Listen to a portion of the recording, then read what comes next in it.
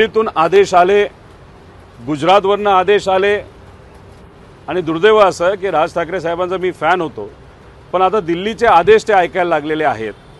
लोकसभेला काय झालं हे सगळ्यांनी बघितलं। आता फक्त एकच पर्याय महायुतीकडे राहिलेला आहे की मतं विभागली गेली पाहिजे। मग त्यासाठी जे कुठले पक्ष आहेत, नेते आहेत, त्यांचा वापर हा भाजपकडनं सरळ पद्धतीने त्या ठिकाणी केला जातोय। आणि दुर्दैव असं की राज ठाकरे साहेब हे आता दिल्लीचं ऐकायला लागलेले आहेत। त्यामुळे अशा नेत्यांना नाहीतर पक्षांना सामान्य लोक मतविभागणीसाठी वापरणाऱ्या नेत्यांना आणि पक्षाला काय म्हणतात तर सुपारीबाज पक्ष, सुपारीबाज नेते असं कुठेतरी म्हणायला लागलेले आहेत। त्याच्याचबरोबर काही मतदारसंघामध्ये मुद्दामून सत्तेत असणारे जे लोक आहेत, जसं माझा मतदारसंघ, काही लोकांना मतविभागणीसाठी तिथं उभं केलं जाईल, अपक्ष असेल नाही तर पक्षाच्या माध्यमातून। त्यामुळे हे जे काय चाललंय हे सामान्य लोकांना माहिती, म्हणूनच सामान्य लोकांनी एक शब्द काढलाय, सुपारीबाज नेते आणि सुपारीबाज पक्ष।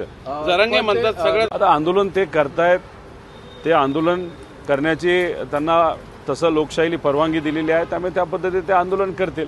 आता विषय एवढाच आहे की आज सत्तेत आहेत, सत्तेत असणाऱ्या लोकांकडे जेव्हा बहुमत आहे, अशांना सुद्धा सर्व समाजाला विचारलं पाहिजे की काय गडबड आहे, का होत नाही, कशामुळे होत नाही, तुम्ही का निर्णय तिथे घेत नाही। आणि मग निर्णय घ्यायची क्षमता तुमच्यात नसेल तर मग विरोधात असणारे नेते त्या बाबतीत बोलतील। मग कुठेतरी स्पष्टपणे सत्तेत असणाऱ्या लोकांनी सांगावं, आम्हाला काहीच जमत नाही, आम्हाला फक्त भ्रष्टाचार करायचा आहे, आम्हाला आमची लाडकी खुर्ची जपायची आहे, लाडके सुपारीबाजांना जपायचं आहे, मतविभाजनी करून कुठेतरी सत्तेत यायचं, हे कुठेतरी सत्तेत असणाऱ्या लोकांनी सांगावं।